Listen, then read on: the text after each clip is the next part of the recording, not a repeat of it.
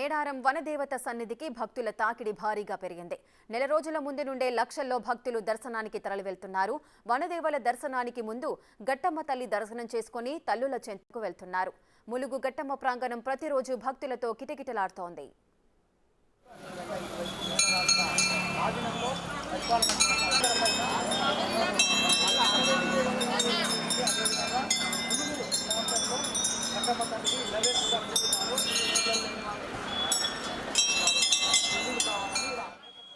మరింత సమాచారం మా ప్రతినిధి వేణు అందిస్తారు.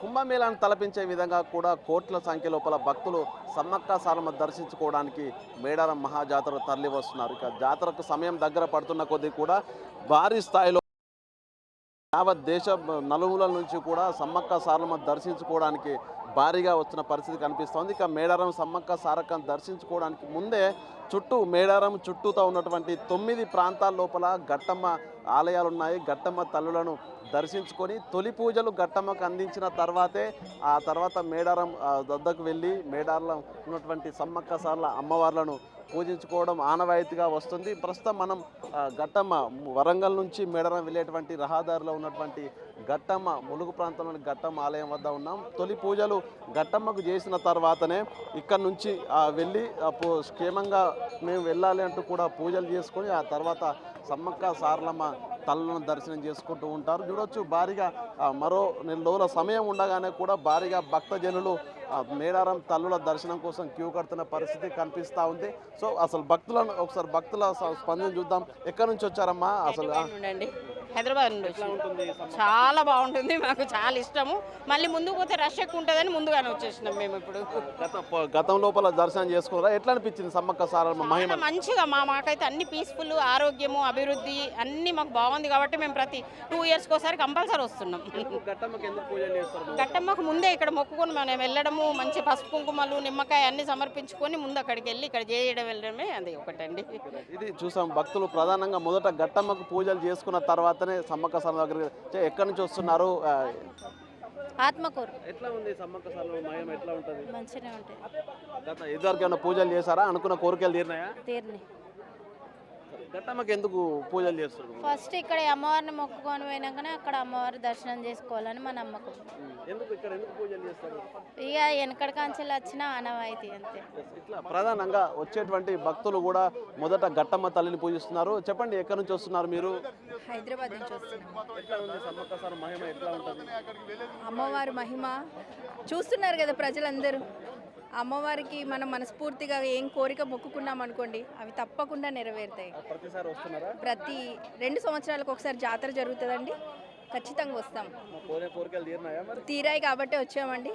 మొదటగా గట్టమ్మని దర్శనం చేసుకొని తర్వాత సమ్మక్క సారలమ్మలను దర్శనం చేసుకొని అమ్మవారికి అక్కడ బెల్లం నైవేద్యంగా పెట్టేసి అదే బంగారంగా భావిస్తామండి.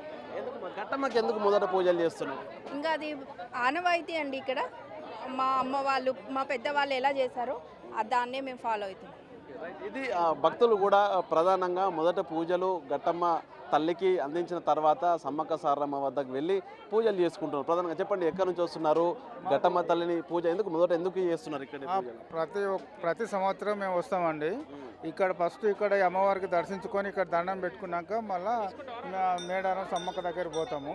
ఫస్ట్ అమ్మవారిని దర్శనం చేసుకుంటాము. ఇది వెనకటి నుంచి వస్తున్నది, పెద్దలు చెప్పారు, నేను కూడా అదే ఫాలో అవుతున్నా. ఇక్కడ దర్శనం చేసుకొని ఇక్కడ కొబ్బరికాయ కొట్టుకొని మొక్కులు చెల్లించుకొని చక్కగా మేము అక్కడికి అమ్మవారి దగ్గరికి పోతాం, సమ్మక్క సారక్క దగ్గర పోతాం. కోరికలు తీరుతున్నాయా? ఎట్లా ఉంటుంది మహిమ? మంచిగా కోరికలు తీరుస్తుంది. అమ్మవారి దయ వల్ల చాలా మంచిగా ఉన్నది, పర్వాలేదండి మొత్తానికైతే. రైట్, చెప్పండి అమ్మ, మీరు ఎక్కడి నుంచి వస్తున్నారు? ఎట్లా ఉంది సమ్మక్క మహిమ? కోరికలు తీరుతున్నాయా? తీరుతున్నాయి సార్. మేము పెద్దపెండల నుంచి అంటే వరంగల్ డిస్ట్రిక్ట్ నుంచి వస్తున్నాం. బాగానే ఉంటుంది సార్. ప్రతి ఇయర్ ఎవ్రీ ఇయర్ వస్తూనే ఉంటాం. దాదాపు నాకు తెలిసి అయితే 12 years అవుతుంది అప్పటి నుంచి. నేను అమ్మవార్లకు ఏమి ఇస్తారు అంటే మన ఉంటుంది కదా సార్, మొక్కిన కోరికలు తీరుతాయి కదా, వాటికి తగ్గట్టుగానే మేము ఏదైతే మొక్కుతామో దానికి తగ్గట్టుగా చేసుకుంటాం. ఇది పూర్తిగా భక్తులు కోరిన కోరికలు తీర్చేటువంటి సమ్మక్క సారమ్మ తల్లుల దర్శనార్థం ప్రతి ఏటా కూడా వచ్చి పూజలు అందుకుంటూ తమ కోరిన కోరికలు తీరితే ఆ మొక్కులు చెల్లించుకుంటుంటారు. ప్రధానంగా గట్టమ్మ తల్లులను దర్శించుకున్న తర్వాతే ఆ తర్వాత వెళ్ళి సమ్మక్క సారమ్మను దర్శించుకోవడం జరుగుతుంది. ఇంకా జాతరకు సమయం దగ్గర పడుతున్న కొద్దీ కూడా పూర్తిగా అటు కోట్ల మంది జనాలు వచ్చేటువంటి పరిస్థితి నేపథ్యంలో కూడా ముందు నుంచే భారీగా భక్తజనం అయితే మేడారం క్యూ కడుతున్న పరిస్థితి కనిపిస్తూ ఉంది. వీడియో జర్నలిస్ట్ సంతోష్తో వేణు బిగ్ టీవీ ములుగు నుండి.